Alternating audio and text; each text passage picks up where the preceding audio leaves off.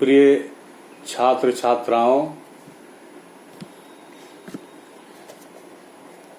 आज के इस वीडियो क्लास में एक बार फिर से स्वागत है। मैं doctor Akhilesh Kumar, associate professor, Hindi विभाग, HD जैन कॉलेज, आरा। पिछले क्लास में हमने अस्मिता विमर्श के सिद्धांत पर चर्चा की थी। चर्चा अधूरी रह गई थी। चर्चा हम लोगों ने की थी कि अस्मिता विमर्श के क्या आधार हो सकते हैं। समय के साथ आधारों का दायरा बढ़ता रहा है, लेकिन इसके मूल में उपेक्षा रही है। हम लोगों ने फूले, अंबेडकर, पेरियार सदृश भारतीय चिंतकों की चिंताधारा पर भी चर्चा की। आधुनिकता पर भी चर्चा की कि हमारे यहाँ जो आधुनिकता आई या विश्व में जो आधुनिकता आई, वह आधुनिकता बदलाव लेकर आई। पुरानी पीढ़ियों, पुरानी परंपराओं, पुरानी मान्यताओं, पुराने अंधविश्वासों को नकारने की स्थिति को लेकर आधुनिकता का आगमन हुआ। फ्रांस की क्रांति ने भी अस्मिता के दायरे को बढ़ाया। हम लोगों ने मार्क्सवाद की भी चर्चा की और कहा था कि मार्क्स का सिद्धांत, समता का सिद्धांत, समता मूलक समाज के निर्माण का सिद्धांत, शांति नहीं तब तक जब तक सुख भाग न नर का सम हो, नहीं किसी को बहुत अधिक हो, नहीं किसी को कम हो, यह सिद्धांत लेकर आया। और इतना ही नहीं, मार्क्स ने की मान्यता यह भी रही कि गिड़गिड़ाने से, मांगने से दासत्व की श्रृंखला नहीं टूटती है। रोने से दासत्व की श्रृंखला नहीं टूटती है। इसलिए उसने कहा कि अब अश्रुदान छोड़ हम शीश दान दें, अर्थात वर्ग संघर्ष की भावना को वह आगे बढ़ाता है। और वर्ग संघर्ष की भावना मानवता का समर्थक नहीं हो सकता। वर्ग संघर्ष का मतलब है खूनी क्रांति। तो यह जो है बहुत हद तक यह भावना ग्राह्य नहीं हो सकती। इस भावना में मानवता के मिटने का दोष होता है। लेकिन मार्क्स के न्यायवाद के सिद्धांत को नकारा नहीं जा सकता। यह भी सत्य है कि सबका सुख भाग कभी सम होना भी संभव नहीं है। यह संसार असमानताओं का संसार है। असमानता होगी, व्यक्ति के कर्म अलग अलग होते हैं। सबको बराबर कर भी दिया जाए तो फिर भी कर्म के आधार पर वह आगे पीछे हो जाएगा, इसमें दो राय नहीं है। तो और भी कहा कि मार्क्सवाद ने समान काम के लिए समान वेतन की मांग की, समाज का दो वर्ग बना दिया, पूंजीवादी वर्ग और सर्वहारा वर्ग। और यह वर्ग आज भी है, इसमें कोई दो राय नहीं है, क्योंकि उपेक्षाएं होती रही हैं, हो रही हैं और आगे भी होंगी। कोई व्यवस्था कितने भी प्रयास क्यों न कर ले, इस भावना को वह मिटाने में सफल नहीं हो सकती है। सबको संतुष्ट करना किसी भी व्यवस्था के बस की बात नहीं हो सकती है। तो हम आगे अब चर्चा करते हैं। मार्क्सवाद के बाद एक बाद आया अस्तित्ववाद, और अस्तित्ववाद भी अस्मिता के प्रश्न को लेकर के आगे आने वाला वाद रहा। आधुनिक जीवन शैली और मार्क्स के विरोध में यह पैदा हुआ। अस्तित्ववाद का मूल तत्व अहम है। किरकेगार्ड, नीत्शे, सार्त्र और हाइडेगर अस्तित्ववाद के प्रमुख चिंतक हुए। हमारे यहाँ हिंदी साहित्य में अस्तित्ववाद के बड़े हस्ताक्षर अज्ञेय के रूप में हैं। श्री सच्चिदानंद हीरानंद वात्स्यायन अज्ञेय। अस्तित्ववाद अनास्था, अजनबीपन, अलगाव, एकाकीपन, संत्रास, चिंता जैसे शब्दों को लेकर के आया। अस्तित्ववाद में भोगे हुए यथार्थ और सहानुभूति को प्रधानता दी जाती है। और चूंकि हमने अज्ञेय की चर्चा की, इस अस्तित्ववाद को कुछ उदाहरण से भी समझा देना बहुत जरूरी है। अस्तित्ववाद का मतलब है कि हमारा अस्तित्व है, मैं हूं इस संसार में। जैसे सब और का अस्तित्व है, उसी तरह से मेरा भी अस्तित्व है। और अज्ञेय मानते हैं कि इस संसार में प्रकृति के कण कण का अस्तित्व है, सबका महत्व है। हम लोग साकेत पढ़ते हुए चित्रकूट पर्वत की विशेषता को गुप्त जी की पंक्तियों के माध्यम से पढ़ चुके हैं कि पर्वत के भी कई गुण हैं। तपस्या की जगह है, जड़ी बूटियां मिलती हैं। राम रावण युद्ध में जब लक्ष्मण जी को शक्तिवान लगा तो संजीवनी बूटी पर्वत पर से ही आई। तो इस तरह से संसार के कण कण का अस्तित्व है, चाहे नदी हो, पहाड़ हो, झरना हो, जो भी हो, वृक्ष हो, हर जीव है, हर जीव हर प्राणी का अस्तित्व है। और अज्ञेय की रचनाओं में इसके बहुतायत से उदाहरण मिलते हैं। अगर आप में से किसी ने शेखर एक जीवनी उपन्यास पढ़ा होगा, अज्ञेय का उपन्यास है, 2 भागों में प्रकाशित है। उनका और भी उपन्यास है, नदी के द्वीप, अपने अपने अजनबी, कविताएं भी ढेर सारी हैं, कहानियां भी हैं। तो अज्ञेय का जो उपन्यास है शेखर एक जीवनी, उसमें अज्ञेय के माध्यम से अस्तित्व के टकराव को महसूस किया जा सकता है। अज्ञेय का शेखर बचपन से अहमवादी है। उसके अहमवादी का प्रमाण है, अहमवाद उसका है कि वह, उसका कहना है कि हमारा वैल्यू है, हमारा अस्तित्व है। बचपन की एक घटना है,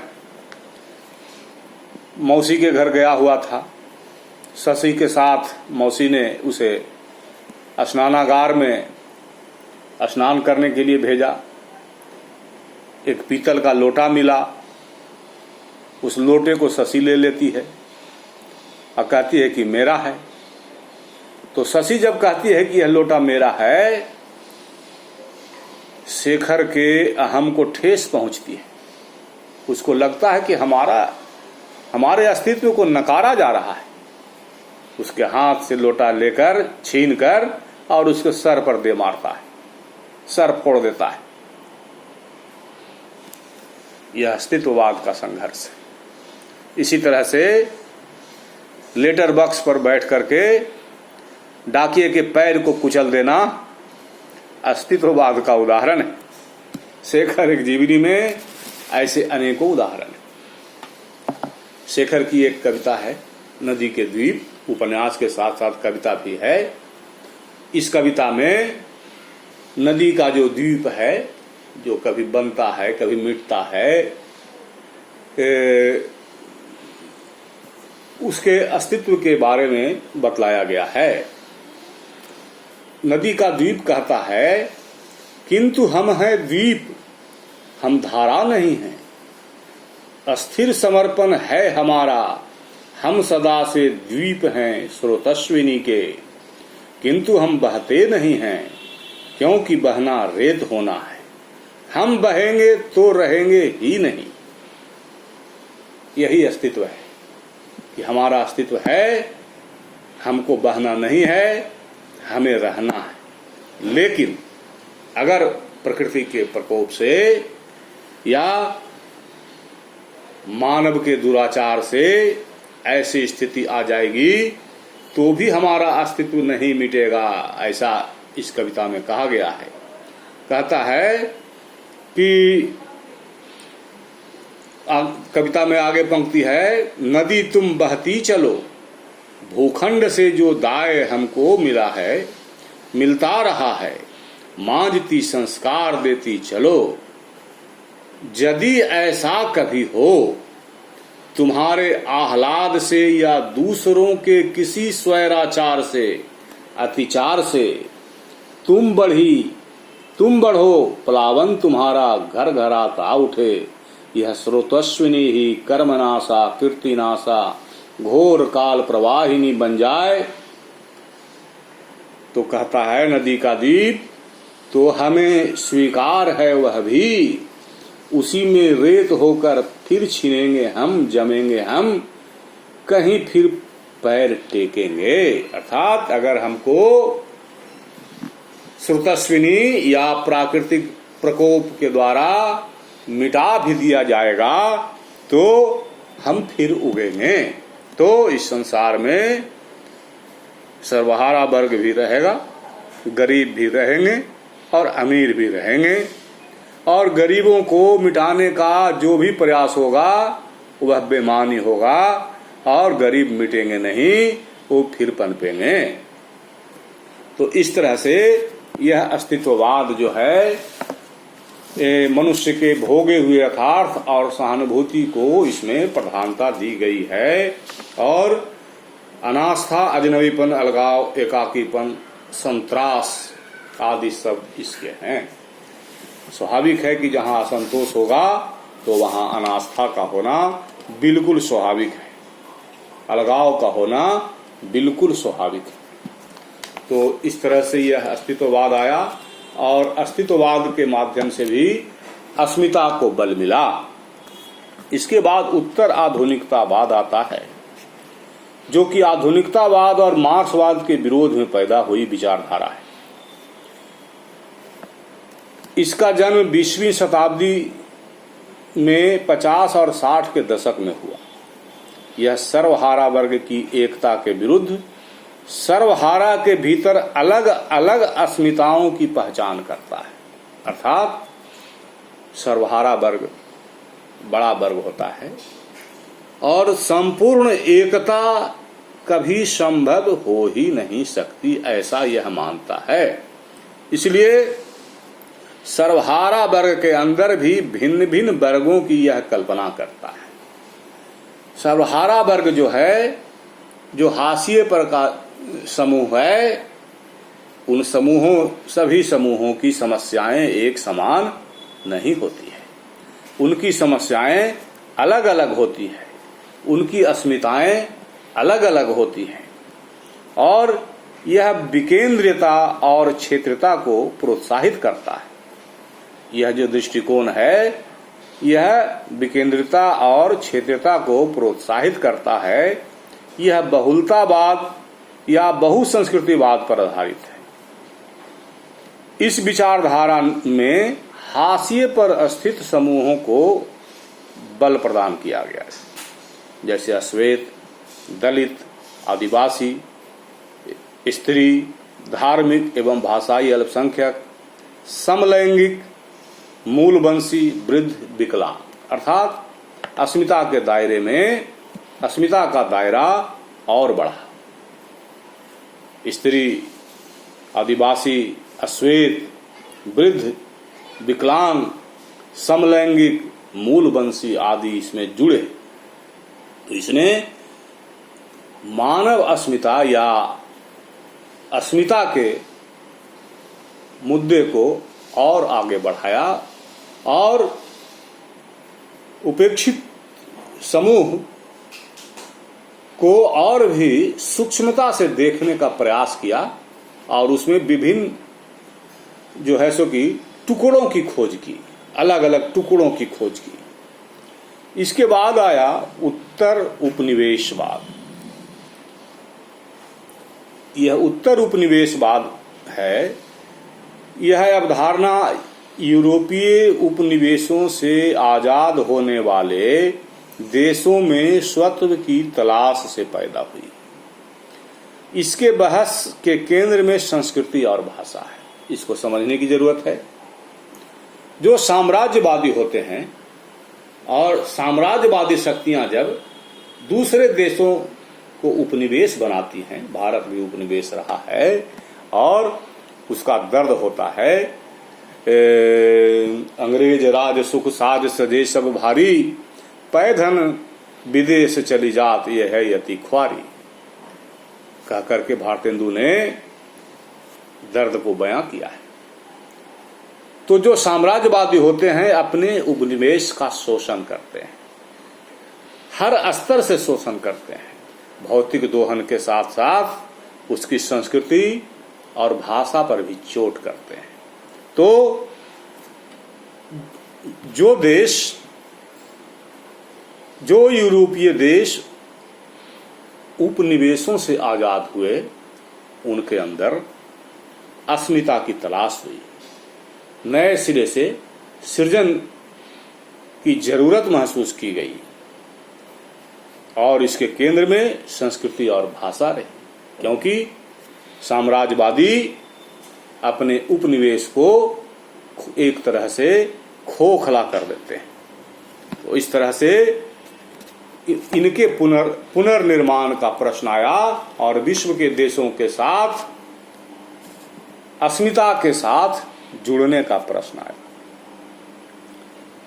अब विद्वानों ने एक और अंतिम दृष्टिकोण की चर्चा की है, सबाल्टर्न दृष्टिकोण। यह दृष्टिकोण एक नया आयाम है और इस शब्द का प्रयोग फौजी अधिकारियों के लिए होता है, ऐसा लिखा गया है। इटली के मार्क्सवादी विचारक अंतोनियो ग्राम्शी ने इस शब्द का प्रथम प्रयोग किया। इसके अनुसार वर्गीय समाज के गठन के समय से ही शासक वर्ग हमेशा अल्पमत में रहा है, लेकिन अपने वैचारिक और सांस्कृतिक प्रभुत्व के कारण वह बहुसंख्यक जनता पर शासन करता है। बिल्कुल सही बात है, आज यही हो रहा है। जो शासक वर्ग है, जो शासन में है, वह लोकतांत्रिक देशों में भी होता तो है चुनाव के माध्यम से, लेकिन यह शासन जो है जनता का सच्चा प्रतिबिंब नहीं होता है। चूंकि इस वर्ग के पास बुद्धि होती है, लोगों को भ्रमित करने की शक्ति होती है, इसलिए जो कमजोर लोग होते हैं, हाशिए की अस्मिता वाले लोग होते हैं, उनको छोटे छोटे प्रलोभनों और भिन्न भिन्न प्रकार के सुख सुविधाओं का हवाला देकर मंत्र मुग्ध कर लेते हैं, उनको अपनी ओर कर लेते हैं और वह उपेक्षित वर्ग अपने मूल उद्देश्य से भटक जाता है और उनके बहकावे में आकर करके उनके साथ हो जाता है और इस तरह से शासन व्यवस्था उनकी बनी रहती है। तो बहुसंख्यक जनता का शासन होने की जगह पर चुने हुए बुद्धिजीवी का शासन हो जाता है। तो यह अस्मिता के साथ न्याय में बाधक होता है। इनके प्रभुत्व को जब तक चुनौती नहीं दी जाएगी और बहुसंख्यक समाज का जब तक सच्चा प्रतिनिधित्व शासन व्यवस्था में नहीं जाएगा, तब तक वैकल्पिक समाज के निर्माण की संभावना नहीं है। यह विचारधारा ऐसा मानती है और इस विचारधारा के इन विचारों को कदापि नकारा नहीं जा सकता। तो एक कई सिद्धांत थे जिन पर चर्चा की गई, हम लोगों ने देखा। तो अस्मिता के सिद्धांत जो हैं इन विचारधाराओं के संघर्ष से निकलते हैं और इन विचारधाराओं ने जो दायरा बनाया है, जो क्षेत्र बनाया है, जिन जिन लोगों पर दृष्टिपात किया है, जिन समूहों पर दृष्टिपात किया है, उनको उन बिंदुओं को एक साथ लेकर जब विमर्श होता है, बातचीत होती है, चर्चा होती है, उनके मामलों को उठाया जाता है, तो विमर्श हमेशा ही जिनके मुद्दों को उठाया जाता है उनको बल प्रदान करता है। और जितना ज़्यादा विमर्श होगा, जितनी ज़्यादा चर्चा होगी, मुद्दे जितने उछाले जाएंगे, उन मुद्दों के समाधान का दबाव शासन व्यवस्था पर उतना ही बनता है।